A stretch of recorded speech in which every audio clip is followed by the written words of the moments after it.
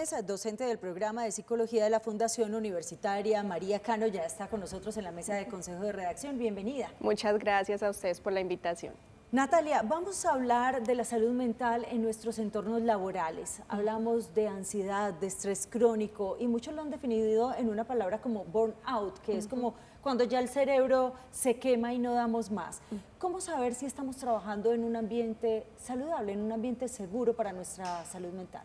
Bueno, es importante mencionar que las organizaciones hoy en día y en Colombia tenemos una ventaja, una característica, y es que hay un amplio marco normativo que nos ayuda precisamente a regular, a identificar, a prevenir y a promover la salud mental en las organizaciones. Entonces esta es una herramienta, digamos, clave, muy importante, que debemos continuar trabajando y promoviendo, porque no se puede quedar solamente en una normatividad, en una ley, en una intención, como una declaración de que tenemos X o Y compromisos, sino que se debe operacionalizar, se debe sensibilizar cada vez más a las organizaciones y permitir que los colaboradores tengan herramientas para tener un trabajo y un entorno laboral que sea seguro y saludable. Natalia, pero ¿a qué punto vamos a llegar? Es decir, uno tiene que mirar la situación desde un punto más imparcial. Entonces, por un lado, entonces los empresarios ya no pueden exigirle nada a un trabajador porque entonces está en contra de, sí, se va a estresar, está en contra de mis derechos, o sea, no se puede ya exigir cuando vos estás contratando, pero por el otro lado también se ven los excesos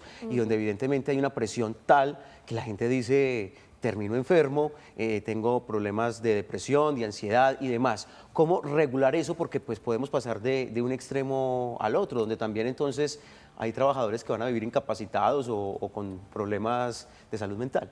Claro que sí, son dos puntos de vista complejos y que efectivamente, como tú dices, hay que equilibrar, ¿cierto? Afortunadamente, como les digo, ese marco normativo, hay unas mediciones específicas que de hecho vienen de ley, como por ejemplo la evaluación de riesgo psicosocial, que nos permite identificar de manera tangible, cuantificable cómo están los colaboradores. Esto nos arroja datos, cifras, hechos específicos que nos permiten hacer ese monitoreo y esa medición de cómo está la salud mental de los colaboradores. Y a partir de esos resultados, porque efectivamente no se puede quedar en un dato o una estadística, se tienen que tomar medidas, hacer caso a esos seguimientos de pronto a casos que pueden generar, digamos, inquietud por su recurrencia, generar intervenciones, enlazar con los sistemas precisamente de salud para de alguna manera como generar límites o acciones que prevengan o que disminuyan, digamos, el impacto que están teniendo tanto para la persona como para su entorno laboral. Natalia, después de la pandemia aumentó el teletrabajo también de muchas de las personas que ya no necesitan desplazarse hacia los lugares de trabajo, sino que ya están en sus casas. De pronto, este cambio también en la dinámica de trabajo ya desde la casa puede incrementar de cierto modo los niveles de problemas de salud mental en las personas. Claro que sí. Digamos que los estudios muestran posiciones muy diversas porque también va a depender de factores personales de las personas, porque hay quienes manifiestan: sí, yo prefiero trabajar en la casa, me ahorro desplazamientos, pero para otros suele a veces ser más complejo porque implica mayor doble presencia, porque es responder a las demandas laborales, pero también a las demandas personales y familiares dentro de un mismo espacio. Llora el niño, la olla pitadora, usted escucha sí, la todo, reunión virtual y aparece. se atravesó el niño. Exactamente. Entonces, aunque es una modalidad de trabajo que tiene varias ventajas o características, eso es importante, la medición, hacer un seguimiento, un monitoreo de cómo se están desarrollando esas condiciones, cómo se sienten los colaboradores, que las empresas también brinden las condiciones necesarias para desarrollar el trabajo, de manera que se minimicen esos riesgos. Claro, y respetar también los horarios, porque en la casa uno pensaría que no hay horario de trabajo, o sea, sí. Inicio y no sé la hora en la que termino, que eso pasó mucho, por ejemplo, incluso quejas de empleados en la pandemia, no sabían en qué momento terminar su horario laboral, están en casa. Natalia, y sobre el tema de los despidos, ¿qué tan probable es que una empresa despida a personas por ansiedad, por problemas de salud mental, que logran evidenciar que efectivamente son personas que están teniendo alguna dificultad o que no les permite estar conectados 100% con su labor? ¿La empresa tiene los argumentos, puede hacerlo legalmente, está bien hacerlo, no lo debe de hacer? ¿Cómo funciona eso? No, precisamente eso es una barrera y es un estigma que precisamente contribuye a que incremente en estos casos a nivel de salud mental. Las empresas están en el deber, en el compromiso de poder acompañar y promover esos entornos de trabajo saludable, que si tenemos preexistencias, casos, colaboradores vulnerables con estas situaciones se les pueda brindar un acompañamiento precisamente para mitigar esos efectos. No se está en esas condiciones y eso no es una condición para generar un despido para las Pero personas. son válidas las incapacidades por la salud mental. Claro, y de hecho ahora tuvimos un avance muy importante. El año pasado se actualizó la Ley de Salud Mental en Colombia, donde se reafirmaba el compromiso precisamente con la salud mental, que es un derecho fundamental, se priorizan ciertas poblaciones e incluso nuevamente se enfatiza en el compromiso que deben tener las organizaciones con la promoción de entornos laborales saludables. De hecho, hay un avance muy importante y es, por ejemplo, que la remisión a psicología ya no tiene que estar derivada directamente desde medicina general, sino que se puede tener un acceso directo. Y eso ha sido muy importante porque de alguna manera los casos que se han presentado, el incremento, muchas veces obedecen a barreras a nivel de salud, a que se presentan factores como falta de acceso o de oportunidad y continuidad en los servicios. Es Claro, decir, eso le iba a mientras... preguntar, ¿es difícil el acceso a que una persona, y lo debe decir en su hoja de vida? O sea, una persona debería decir al momento de su contratación, yo tengo problemas de ansiedad, de depresión. Es importante mencionar porque son antecedentes y establecer un diagnóstico, y ahí por eso les decía el tema de la estigmatización, que no debe generar un temor, porque es un tema que nos permite identificar las condiciones con las que ingresa Natalia, un qué colaborador. pena, yo la interrumpo ahí, es decir, eso es lo correcto en el papel, pero en la práctica uno ve que un empresario dice, no, pues Claro. yo que voy a contratar a esta persona si mire que desde el inicio ya sé que tiene sus problemas, esto va a generar que en algún momento va a estar ausente el trabajo. O conflictos o con los conflictos con compañeros. otras personas. Es que termina siendo un tema muy, Sí, muy muy complejo álgido. porque terminamos revictimizando, pero también muchas veces terminamos pues ayudando en un propósito que es completamente descabellado. Y de ahí viene la pregunta, mostrábamos ahorita la indignación que hay por el caso de este hombre que estaba en toalla en un hotel, que cogió a golpes a una mujer que pretendía abusar de ella y quedó en libertad. Y uno de los argumentos es que tiene condición mental. ¿Cómo explica uno entonces esto? Porque pues bajo ese argumento mucha gente está actuando de forma indebida.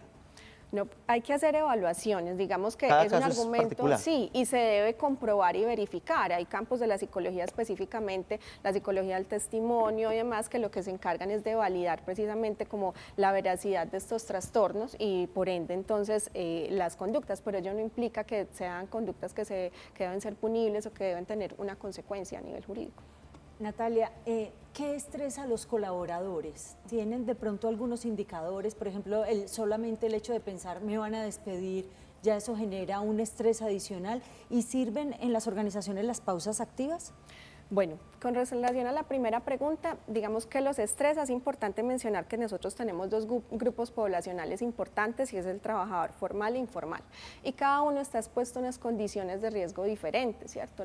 En el trabajo formal, precisamente la sobrecarga a nivel laboral, de condiciones físicas, mentales, las jornadas extensas de trabajo, la misma inseguridad del empleo, porque el hecho de tener una vinculación laboral se está expuesto muchas veces a esas amenazas que pueden ser, digamos, como tácitas en el entorno laboral, entonces tienen esos riesgos, ¿cierto? En el sector informal, pues mayor aún, hay inestabilidad frente a los ingresos, no hay una afiliación a la seguridad social, no hay un acceso a ARL para acceder a estos programas precisamente de promoción y prevención. Entonces, finalmente esos son factores que conjugados a lo personal, lo familiar, lo salud y esto que trae ese entorno laboral genera esas condiciones y esa vulnerabilidad, ¿cierto?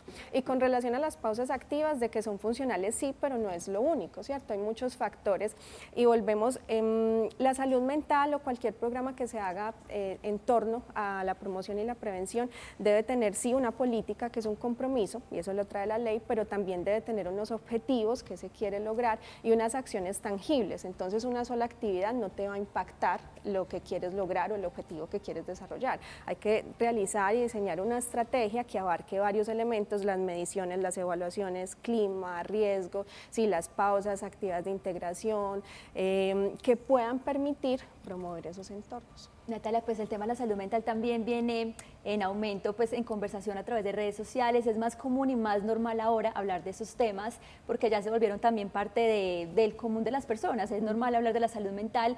¿Qué tan preparadas también están las organizaciones frente a este tema o cuáles son los principales retos que enfrenta para realmente tener una atención integral frente a personas que tengan problemas de salud mental?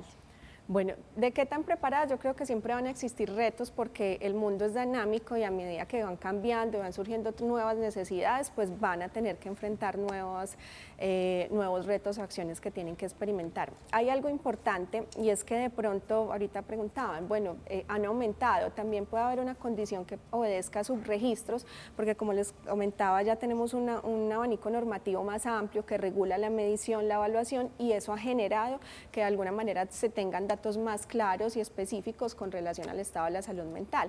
Y además, también tú lo mencionabas, ya es más normal hablar de salud mental, entonces ya los entornos de trabajo, las mismas personas, se ha convertido en un tema que ya no tiene de pronto tanta estigmatización, ya no hay tanto temor a denunciar, a poder, digamos, evidenciar las situaciones que pasan en las organizaciones, entonces esa mayor sensibilidad ha permitido que también se genere mayor reporte y mayor intervención. Natalia, finalmente, ¿qué tan sensibles somos hoy día? Es decir, claro que hay un problema de salud mental, pero ¿qué tan sensibles somos a que nos digan cualquier cosa y de inmediato generemos un escenario de drama, de ser un poco más complejo el panorama? ¿Eso también está pasando o somos menos fuertes que antes? Pues digamos que tenemos demandas cada día que son cambiantes, ¿cierto? Nuestro trabajo, ahorita les mencionaba, una colega investiga algo muy interesante que es la doble presencia, por ejemplo, en mujeres. Nuestro trabajo nos demanda un esfuerzo físico, mental, a nivel de horas, de responsabilidades, o en el sector salud, por ejemplo, la demanda a nivel emocional, que es lidiar o trabajar con el dolor del otro. Entonces estamos expuestos a muchos factores de riesgo en nuestro trabajo, en nuestra vida personal, en el sistema de salud. Entonces son muchos factores porque finalmente eso es psicosocial que constantemente nos están, digamos, generando un esfuerzo, una preocupación.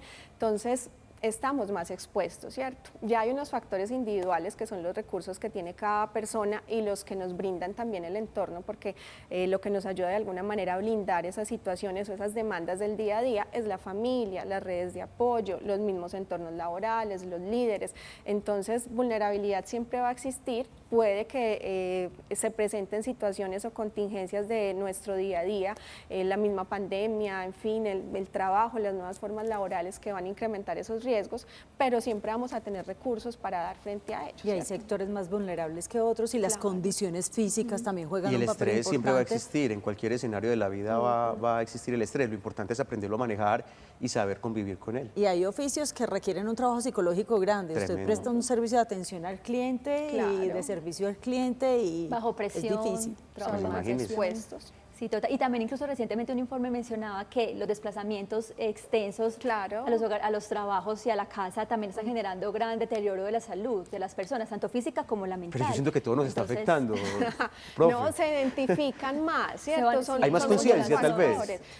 Hay más conciencia y no está mal identificarlos, porque efectivamente a una persona que se demora para desplazarse a su trabajo 1 hora y media, 2 horas, su calidad de vida no va a ser agotamiento. igual, ¿cierto? Claro. Entonces, eso es importante que la persona lo identifique, la organización también a la hora de hacer una vinculación laboral. Bueno, ¿cierto? importante pensar en la calidad de vida. Para eso busque trabajos donde empiece antes de las 5 de la mañana, que se evita ahí un Sí, tráfico. Se no evita sé ahí. cómo hacen. Por ejemplo, levantarse a las 3 de la mañana Eso no es es una fácil, demanda. pero le Pero rinde mucho ponemos el desplazamiento. la pasión, que es lo más importante. Y rinde mucho el desplazamiento para llegar al... 6 de la mañana, 39 minutos. Natalia Gómez, docente del Gracias programa de a Psicología de la ustedes. Fundación Universitaria María Cano. Gracias por estos A minutos ustedes por para la Consejo de invitación. Redacción.